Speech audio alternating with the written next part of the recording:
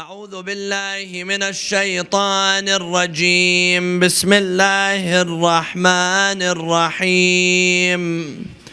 وإذا سألتموهن متاعا فاسألوهن من وراء حجاب.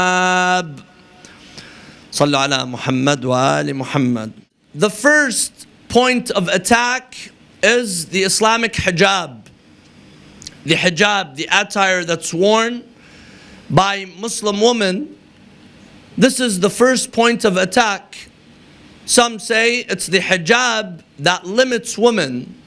If it was not for the hijab, then women would be able to reach their highest potential, and women would be equal with men. But it's because hijab has been imposed upon them by the religion of Islam. Therefore, ladies and women find themselves confined, find that they cannot reach their highest potential. And in order to create an egalitarian society where everyone is equal, we have to take away the cultural traditions, the religious traditions, the religious garb, the garb of hijab. We take it out, and then we will be able to create a just society where everyone reaches their highest potential. And this is what we see being implemented in some parts of the world. In parts of Europe, in Quebec. Today there are some that are saying that it's the hijab, it's the religious attire that is stopping people, especially women, from reaching their highest potential in life. Now, this is a misconception. This is what we hear being said, an accusation against the religion of Islam. And anyone who knows the Quran, anyone who knows a thing or two about the life of the Prophet, about the religion of Islam, will be able to reply and refute these allegations. However, the problem today, we see some, they will fall prey to these accusations. If the Prophet is being attacked, if the religion of Islam is being attacked, if your religion, if the Quran is being attacked, there are many who immediately fall prey to these accusations, and they do not know how to defend the religion. They do not have the thabat. They do not have the istiqamah, the strong willpower to stand for what they believe in, to defend their faith. My dear brothers and sisters, being a believing Muslim is one thing, and standing and defending what you believe in is something else. On the day of Ashura, everyone was a Muslim. Those who killed Imam al-Hussein were Muslim, and the ones who were killed, they were also Muslim, the camp of Imam al-Hussein. They all said, we believe. But only a handful had the thabat. Only a handful had the istiqamah, the strong willpower to defend their faith and to defend the truth. Allah says in the Quran, إِنَّ الَّذِينَ قَالُوا رَبُّنَا اللَّهِ ثُمَّ اسْتَقَامُوا تَتَنَزَّلْ عَلَيْهِمُ الْمَلَائِكَةُ أَنْ لَا تَخَافُوا وَلَا تَحْزَنُوا وَأَبْشِرُوا بِالْجَنَّةِ الَّتِي كُنْتُمْ تُوعَدُونَ. We are not only required to believe, anyone could believe. We are required to stand for what we believe in. This is why we remember Imam al-Hussein. أَشْهَدُ أَنَّكَ قَدْ أَقَمْتَ الصَّلَاةِ وَآتَيْتَ الزَّكَاةِ وَأَمَرْتَ بِالْمَعْرُوفِ. Imam al-Hussein stood for what he believes in. This is why Imam al-Hussein alayhi salam is remembered. This is why Imam al-Hussein is eternalized. If I say I'm a believer, but I don't defend my faith, I don't defend Rasulullah, I don't defend the Quran, then what's the value of my faith? My dear brothers and sisters, we need to be proud of our religion. We need to be proud of our values. We need to be proud of the religious principles that have been passed down to us and that have come down over the centuries and delivered to us. And today we have the freedom to practice. Today we have the freedom to believe. We have the freedom to follow our faith. But we need to be able to defend our faith. How do I defend my faith? The first, my dear brothers and sisters, is that I need to be educated. Today, many Muslims don't know much about their own religion. You believe in something that you don't know about, of course it's going to be very easy to be shaken. It's going to be very easy for a professor, for a teacher at the school to come with one speech and remove you away from your faith and take your faith away from you. We need to empower ourselves with knowledge. We need to empower ourselves with education. We need to learn about our faith, and we need to know how to defend our faith. Now, when it comes to this accusation, the accusation that the religion of Islam is a misogynistic, a sexist religion, a religion of patriarchy, a religion against women, and does not create gender equality, we have to be able to defend. And yes, the religion of Islam is a fair religion. The religion of Islam is a system of life where every single person should be able to live happily. Allah, He's the one who created us. Why would Allah want us to live miserably? If God created you and gave you everything that you have, God has been nourishing you and providing for you before your parents even knew about you. As soon as you were conceived, God began sending the nutrition and the love and the compassion towards you. You think Allah is going to create a system where one group of society, 50% of society, are neglected and abused? Of course not. Allah subhanahu wa ta'ala is Arhamur Rahimeen. The system that Allah subhanahu wa ta'ala has brought is a system where everyone will live happily, where everyone will live successful, where everyone can prosper. This is what Allah subhanahu wa ta'ala wants for us. لَقَدْ خَلَقْنَا الْإِنسَانَ فِي أَحْسَنِ تَقْوِيمٍ. Allah created man and woman and gave them their highest potential. This is how Allah subhanahu wa ta'ala created us. Yes, this does not mean that there is no oppression. Islam does not oppress, but that does not mean that women are not oppressed. Today you go and you look in some parts of the Muslim world, you see that yes, it is true. Women don't have rights. Women cannot vote. In some places, women just started driving just a few months ago. So you see that in some parts of the world, women are oppressed. But is it Islam or is it cultural norms? See, my dear brothers and sisters, we need to be able to differentiate between culture and religion, between Islam and the culture of Muslims. It's very unfortunate that many Muslims and non-Muslims cannot tell the difference between culture and between religion. And then we say, why do these Islamophobes attack the religion of Islam? It's many Muslims themselves, they don't know the difference between culture and religion. They don't know how to draw the line and where the line is drawn between what the religion of Islam teaches us and between what their grandmother taught them. It's a cultural norm, it's a cultural tradition. They can't tell the difference. Why can't they tell the difference? Because they didn't go and learn. Because they didn't empower themselves with education, with knowledge. They didn't go and look at the verses of the Quran, the hadith of the Prophet, the life of the Prophet. It's cultures that oppress people. It's cultures that oppress women and take the rights of women. It's not the Quran. It's not the religion of Islam. It's not Rasulullah sallallahu alayhi wa alayhi. And these cultures, it could be a culture in the Middle East, a culture of Muslims, and it could also be a culture of non-Muslims. What, is it only women only in the Middle East are oppressed? Only in the Middle East women are neglected? Only in Muslim countries? No. You see that even in some parts of the Western world, some of the most advanced countries, countries with the best universities, with the strongest militaries, women are still being marginalized and oppressed. Just a few years ago, we heard about the Me Too movement, the hashtag Me Too movement, where many women, many famous women, women who are in positions of power, women who are on the big screens, people look at them as role models, people look at them as women who are empowering other women. They come out and they say, I was sexually assaulted, I was sexually abused to get the job. and a man at my workplace, a doctor, someone, a director of a movie, he was the one who was assaulting them. And she was quiet for 20 years. She was quiet for a very long time. So what does this teach us?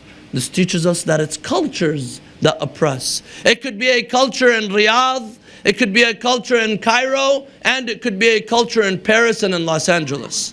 It's not the religion. It's not Islam. It's cultural norms that oppress. And here we see that even in the West is always carrying the flag of equality, and we respect the rights of the woman. You see that even in Western countries. In the United States, for every dollar that a man receives, for the same job, a female receives 70 cents to that dollar. In Canada, you guys are a little bit better, 74 cents. So you see that there's still an income wage gap, a wage gap that exists even in some of the most advanced countries, in some of the most advanced societies that carry the flag of equality, and everyone is living comfortably and equally. You still see sexual assault in the workplace. In fact, in many universities in the West, women are assaulted, are sexually assaulted, and many of them are afraid to talk about it. Just the ones that talk about it is a very high percentage. Imagine those who do not talk about it. Imagine those who do not discuss it. So it's not the religion of Islam. It's cultures that look down upon people. It's cultures that treat the female as an object. You find that in some predominantly Muslim countries, and you also find it in Los Angeles and in Paris and in New York.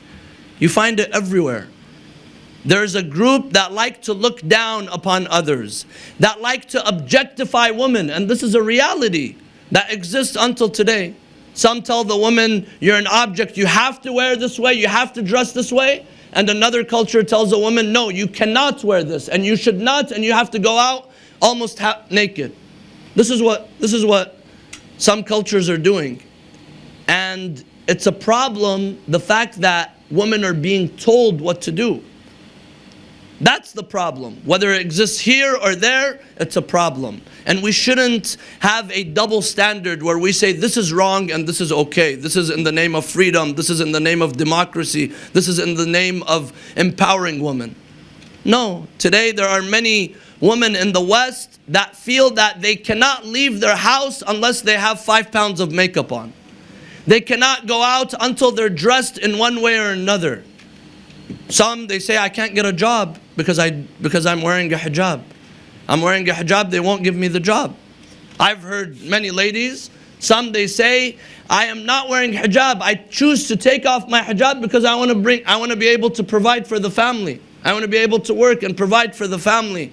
And I can't do that with the hijab. This is going on in Western countries. So you see that there is the system of oppressing women, and it exists everywhere. It's not something that exists only in Muslim countries, in an Islamic atmosphere. And this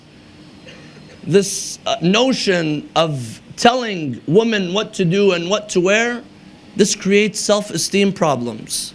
Today there are some who feel that they cannot be accepted in society, they cannot be accepted in school, at the university, they cannot make friends unless they dress in a particular way.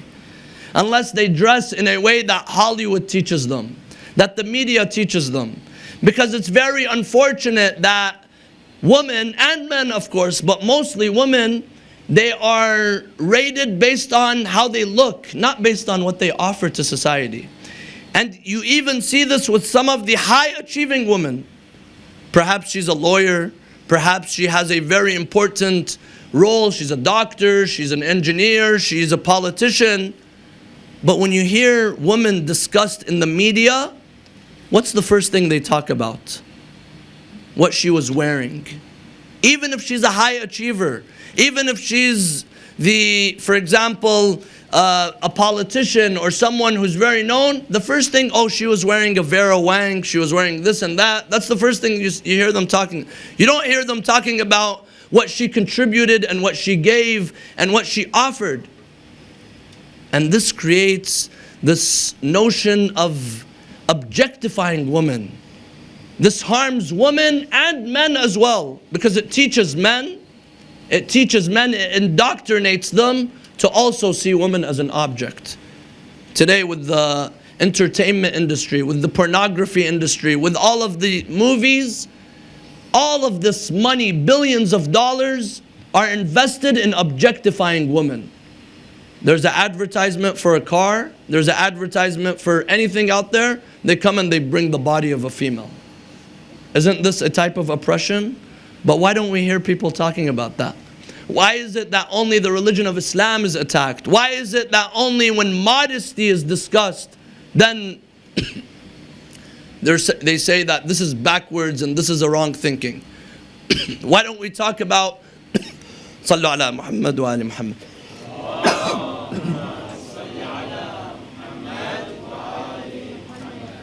Why don't we talk about the backwardness of Western culture? Not everything that the West offers is correct and it's good. So now what does the religion of Islam teach us?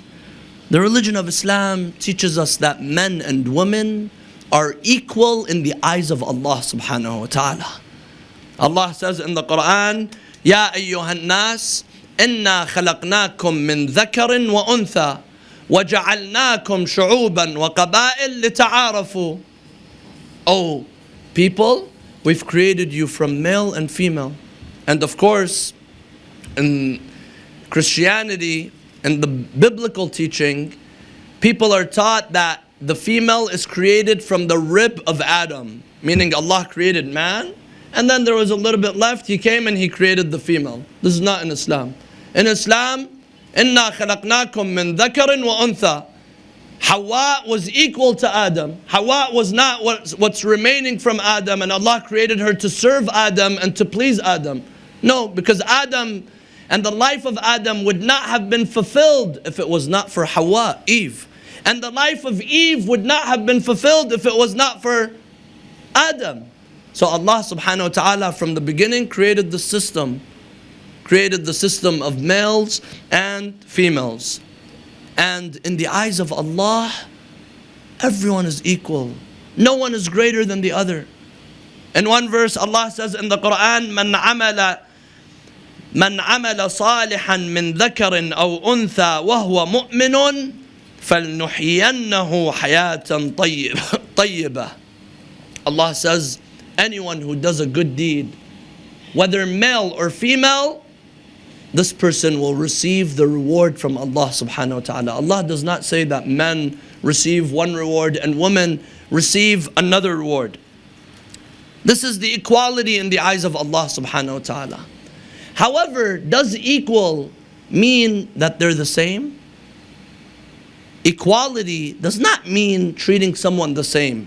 In fact, if you treat everyone the same, if the same rules apply to everyone, there's going to be injustice. Sometimes there has to be specific rules for certain segments in society.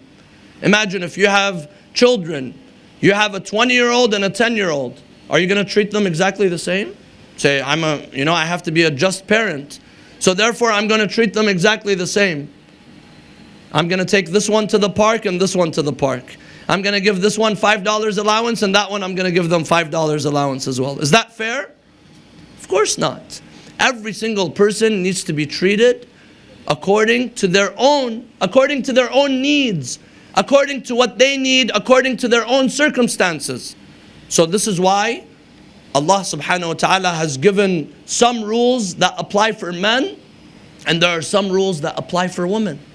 For example, when it came to battle, when it came to going out to battle, Rasulullah sallallahu alayhi wa tells the woman, you are not required to come out and come to the battle. This is not something that's an obligation upon you. When it came to certain acts that required physical body, Allah subhanahu wa ta'ala tells them, you're not required to. This is the justice of God. If Allah subhanahu wa ta'ala wanted the woman to go out in battle, what are people going to say? Look at this religion.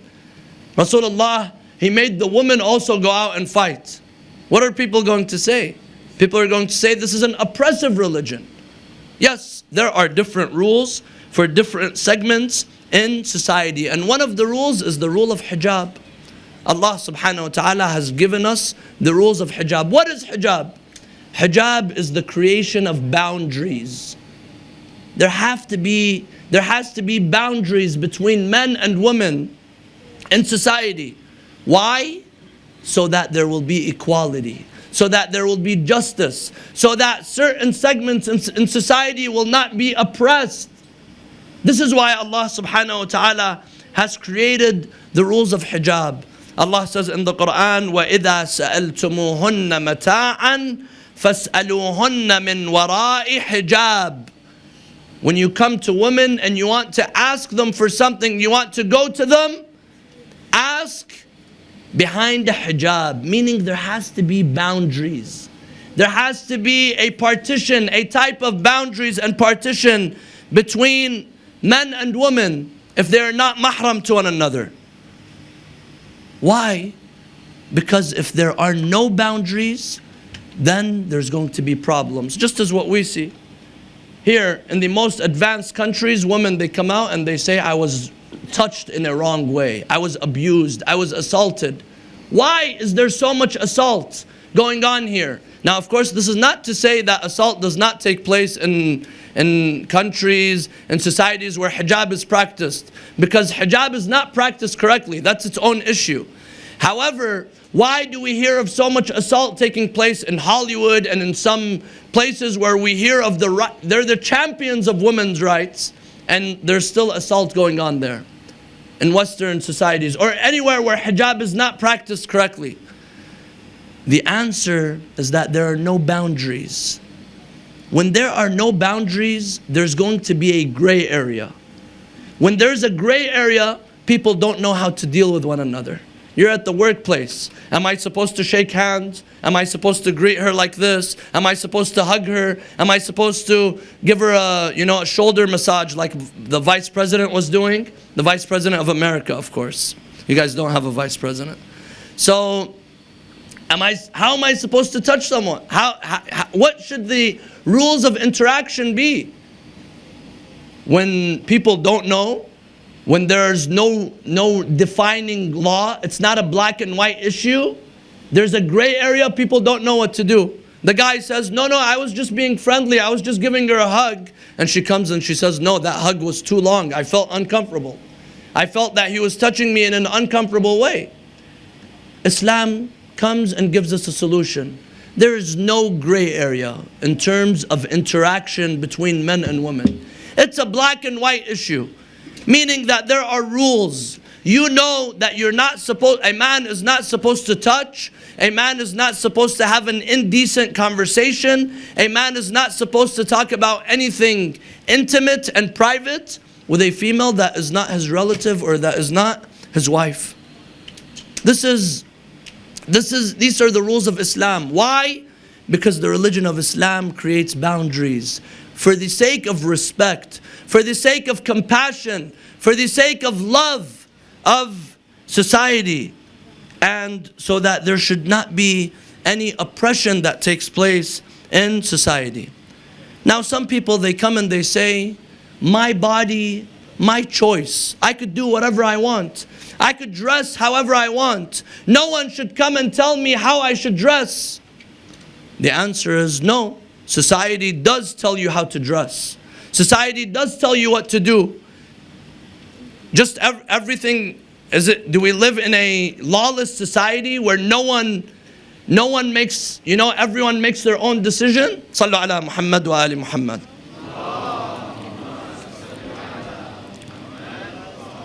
Do we live in a lawless society where, you just do whatever you want, you choose to do whatever you want? Of course not. There are rules in society.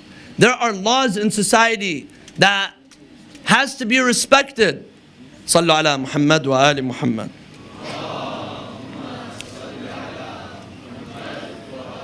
Islam says there's a public sphere and there's the private sphere.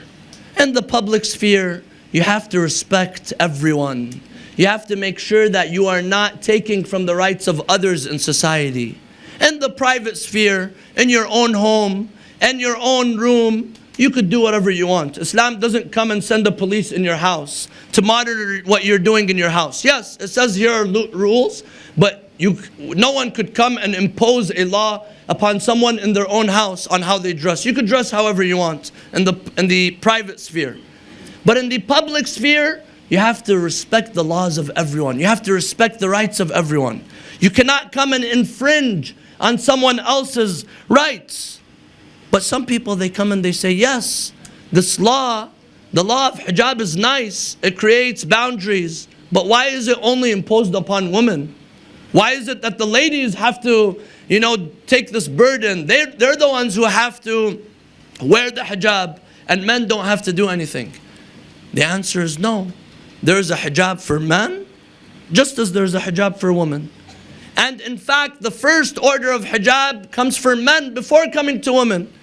Allah subhanahu wa ta'ala says in the Quran, قُلْ لِلْمُؤْمِنِينَ يَغُضُّوا مِنْ أَبْصَارِهِمْ وَيَحْفَظُوا فُرُوجَهُمْ ذَلِكَ أَزْكَى لَهُمْ. Tell the believing men to lower their gaze, to lower your eyes, and protect your body and protect your private parts. This is better for you. This is more of a pure lifestyle for you. And then Allah subhanahu wa ta'ala, the following verse says, قُلْ لِلْمُؤْمِنَاتِ. Tell the believing woman. So the first order of hijab comes for men before women. But yes, naturally the law of hijab is going to be different. Women, they have to cover up because their body is different from the men. And men also have to cover up, but the laws are not as strict. But this does not mean that a man comes, he says, I'm muscular, I go to the gym, I work out, I have big biceps, like myself, of course. And I come out and I want to wear, a tank top, I want to take off my shirt and walk without a shirt on. Are you allowed to do that? No. If it's going to cause harm, if it's going to cause fitna, if it's going to cause problems in society, then you can't. The laws need to be respected. Yeah, in your own room, in your house, you could do whatever you want. You could do whatever you want, but you can't come out in public, in a public sphere, and want to dress as if you're dressing at the gym. The same clothes that you're wearing at the gym. No. You have to respect and dress with decency. This is what the religion of Islam teaches us. Now, another reason why the laws are different towards women than they are towards men. Some say, that's not fair. Why do men have to wear the hijab that we talk about, and men don't? The answer is the consequences and the dangers are much more severe if a lady is assaulted. If a lady is abused and assaulted and neglected and treated differently because of how she's dressed, or because of her body, it's abused and assaulted, the consequences are going to be much more severe, right? If a lady is touched, the consequences are much more severe. But today, society comes and says, you know what, let women do whatever they want. Let them dress however they want. And they should not be touched. And rightfully so, they should not be touched. But can you come and control millions of people outside in society? Can you come and control the eyes and the ears and the tongue of so many people in society? You can't. Especially with the media, especially with Hollywood, especially with all of these temptations all over the world. You need to protect yourself, men and women. Today some people, they come and they say, no, I'm not going to protect myself. But if anyone looks at me or touches me or says anything in a wrong way, then they're wrong. Yes, we say that they are wrong if they do anything, if they look at you, if they touch you, if they say anything in a wrong way, they are wrong. But you will also be blamed. If someone goes and says, you know what, I'm not going to lock my door today. I'm going to leave the house without locking my door. And if a thief goes in my house, then the thief is going to be punished. Then the thief is wrong. Then the thief should be punished. Then the thief should spend their whole life in jail. We say, yes, the thief deserves to be punished. The thief who goes in a house and abuses and takes something that does not belong to them, they deserve to be punished. But then the responsible people in society are going to tell you, but why did you leave the door open? Why did you not lock the door? Why did you not protect yourself? We're always protecting ourselves. We protect our bank account, we protect our passwords, we protect our houses. But when it comes to our bodies, some people say, no, you know what, I don't need to protect myself. It's my body, my choice. Yes, your body, your choice in the private sphere. But when you come out in public, there's going to be chances of you being assaulted, of individuals assaulting you and hurting you. And if you are assaulted, the consequences are very severe. The consequences and the troubles are very severe. That's why today you see, they're coming and they're saying, you know what? Every lady should go through abortion, and abortion is encouraged. Because on one side they're telling her, you know, go do whatever you want to do, and then on the other side, go and commit abortion, go through abortion. So we have to look at it reasonably, and we will see that hijab does make sense. Hijab is protection. Yes, in your home, with your husband, the husband with the wife, with your relatives. You could, in the private sphere, you could dress how you want. But in the public sphere, it needs to be respected. The rules need to be respected. Now, some people, they come and they say, this hijab, it comes and it stops women from reaching their highest potential. It stops them from reaching their highest potential in life. But if we look at it, we see that no. Your highest potential is what you go and achieve. And you should not allow anyone to come and stop you. You should not allow anyone to come and stop you from reaching your highest potential. Allah subhanahu wa ta'ala empowered you. Allah gave you the greatest gift, men and women. Allah gave you the greatest gift, and that's the gift of the intellect. Yes, societies, they come and they say, show your body, we're going to respect you for your body. But Islam comes and says, cover your body so that you're respected and you're honored for your intellect and for what you offer. Cover this so that you shed light on who you are, on your personality. And here we see some of the highest achieving women were women that practiced modesty and hijab. And the highest achieving men are also men who practice modesty and hijab. Who is the highest? Who is the greatest of all women? Fatima al-Zahra alayha salam. Allahumma salli Muhammad wa ali. Fatima al-Zahra alayha salam became Sayyidatu Nisa al-Alameen min al-awwalin wal-akhirin. The greatest of all of the women of the world. How did Fatima al-Zahra become so great? She became so great through revealing her body, through going out in front of people and showing her body? No. Fatima al-Zahra was her personality, it was her identity, it was her faith, it was her sacrifice. It was her worship. That is what made her so great.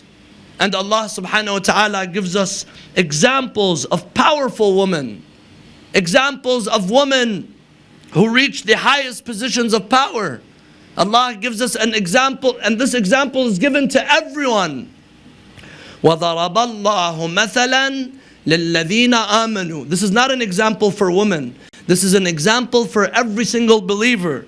وَضَرَبَ اللَّهُ مَثَلًا لِلَّذِينَ آمَنُوا امْرَأَةَ فِرْعَوْنَ إِذْ قَالَتْ رَبِّ ابْنِ لِي عِنْدَكَ بَيْتًا فِي الْجَنَّةِ وَنَجِّنِي مِنْ فِرْعَوْنَ وَعَمَلِهِ وَنَجِّنِي مِنَ الْقَوْمِ الظَّالِمِينَ.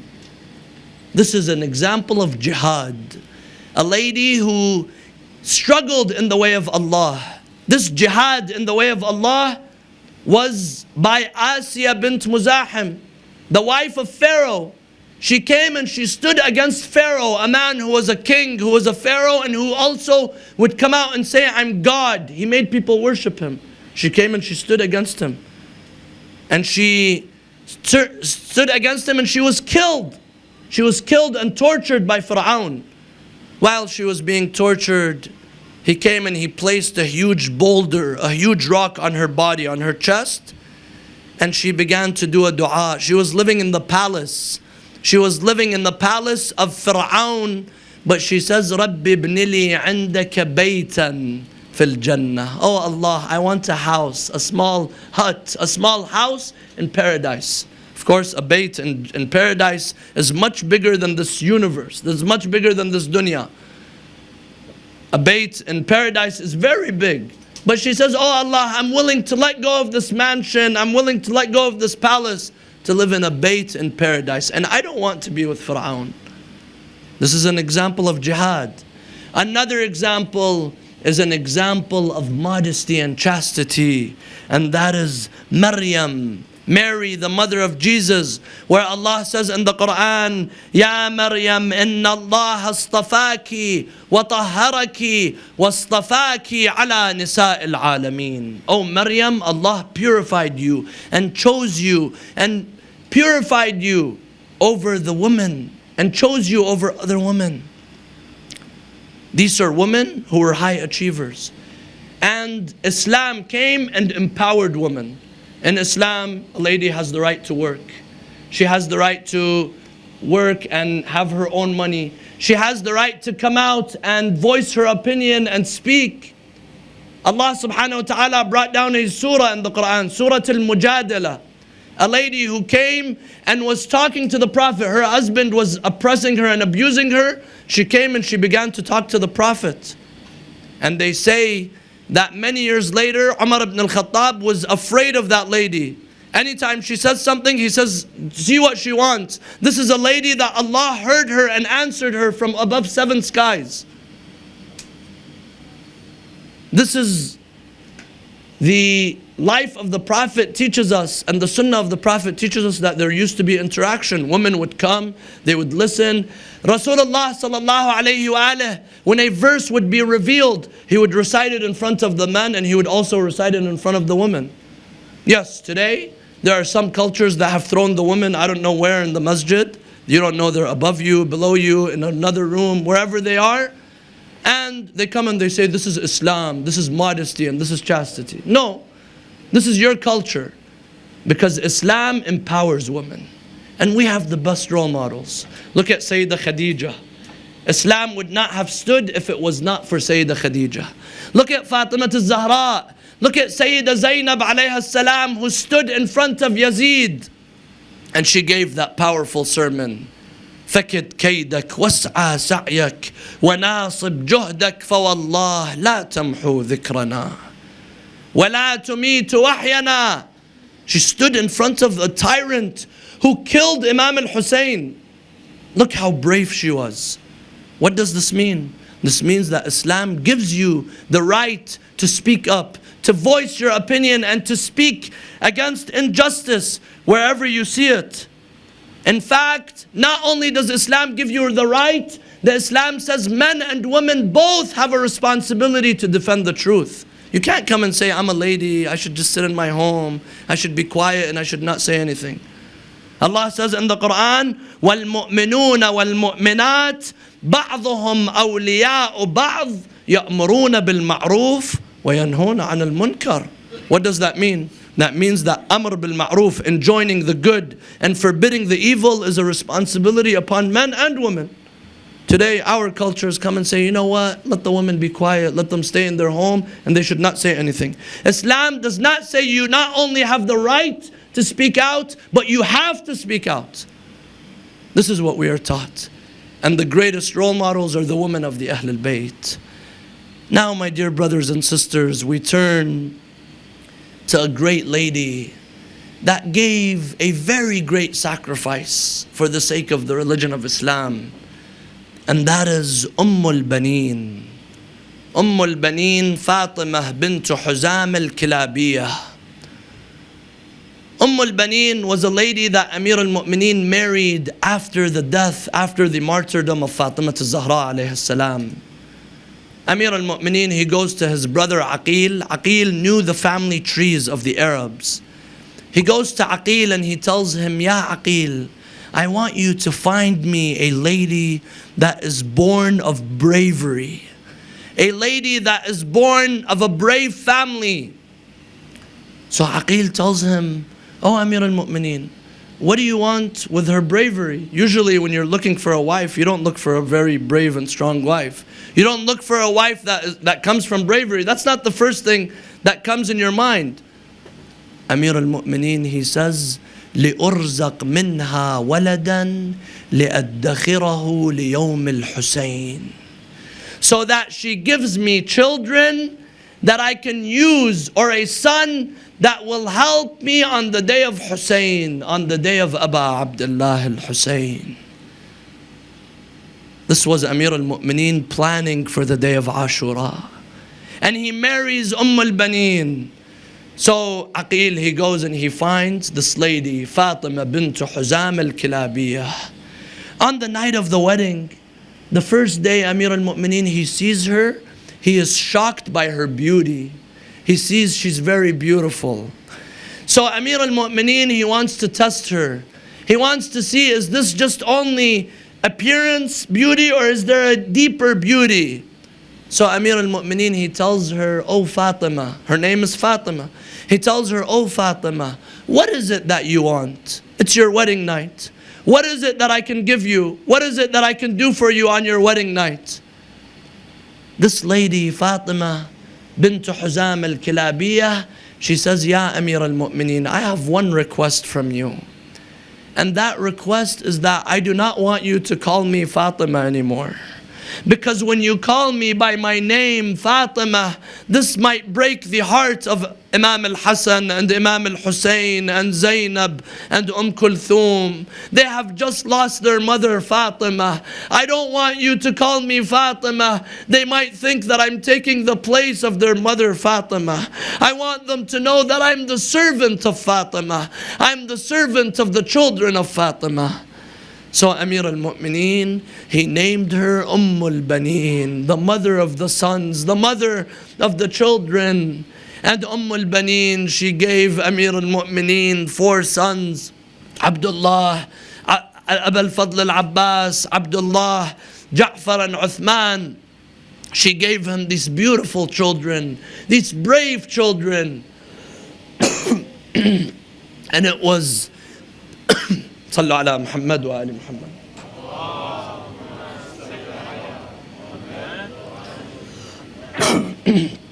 And it was these children that sacrificed on the day of Ashura. On the day of Ashura, al-Baneen, she lost 4 of her sons. Abu al-Fadl al-Abbas, his hands were cut off on the day of Ashura. Abdullah, Ja'far, Uthman, they were all killed on the day of Ashura. Imagine a mother losing 4 of her children in one day. 4 of her children in 1 hour. After the event of Ashura, Imam Zayn al-Abidin was heading back. He sees Bishr ibn Hadlam. He tells him, oh Bishr, I want you to enter Medina and announce the martyrdom of Abu Abdullah. Bishr ibn Hadlam, he enters Medina and he begins to call out, Ya Ahla Yathrib, la muqama lakum biha. Oh, people of Yathrib, Yathrib is not a city to live in anymore. The people, they came around him, they tell him, Mal khabar, what has happened? He tells them, Al khabar anda qabri Rasulillah. I'm going to make the announcement, I'm going to break the news next to the grave of Rasulullah. They go to the grave of the Prophet, he gathers, he begins to call them. He begins to say, Ya Ahla Yathrib, la muqama lakum biha. قتل الحسين فأدمعي مدرار. الجسم منه بكربلاء مضرج والرأس منه على القناة يدار. He announces that Imam al-Hussein was killed in Karbala. And then he says, I saw a tall lady carrying a child. She comes to me and she tells me, Mal khabar, what has happened? She begins to tell him, tell me about my son Hussein. He says, I asked about this lady. Who is this lady? They tell me this is al-Baneen. He says this lady was shocked. I just made the announcement, but it seems that she did not hear, or she was very in shock. She comes and she says, tell me about my son Hussein. He tells her, Ya al-Baneen, عظم الله لك الأجر بولدك عبد الله. Oh al-Baneen, your son Abdullah was killed. She says, tell me about my son Hussein. He tells her, oh al-Baneen, your son Ja'far was killed. She says, tell me about my son Hussein. He tells her, oh al-Baneen, your son Uthman was killed. She says, tell me about my son Hussein. He tells her, oh al-Baneen, Abu al-Fadl al-Abbas was butchered in Karbala. She says, you have broken my heart. Tell me about my son Hussein. He tells her, Ya al-Baneen, عظم الله لك الأجر بأبا عبد الله. Oh al-Baneen, Imam al-Hussein was also killed. al-Baneen, she goes, she wants to see Sayyida Zainab alayha salam. She rates Sayyida Zainab. She goes to the house. Sayyida Zainab and the woman, they go to the house of Imam al-Hussein. They close the door so that no one enters on them. al-Baneen, she goes, she knocks on the door. The servant says, come back later. The family of Imam al-Hussein is busy right now. She tells them, I am also the family of Imam al-Hussein. They bring her in. Sayyida Zainab alayha salam, her eyes fall on al-Baneen. She says, Wa Abbas, oh Abbas, my brother Abbas was killed. She is reminded of Abu al-Fadl al-Abbas. al-Baneen, she calls out, Wa walada, wa Husayna. Oh my son, my Hussein. She cries for Imam al-Hussein alayhi salam. They say that al-Baneen, she went to the Baqi' and she made 4 graves, 4 mock graves, and she used to sit next to these graves and she used to cry. She used to say, La tad'uanni wayki al-Baneen, tudhakkiruni bil-youth al-'areen. كانت بنون لي أدعى بهم واليوم أصبحت ولا من بنين ليت شعري كما أخبروا بأن عباسا قطيع اليمين أنا لا أقف على درب الضعون وسايل اللي يروحون ويجون كل ما إلى غياب يلفون وأنا غايبي باللحد مدفون. لا حول ولا قوة إلا بالله العلي العظيم. إنا لله وإنا إليه راجعون.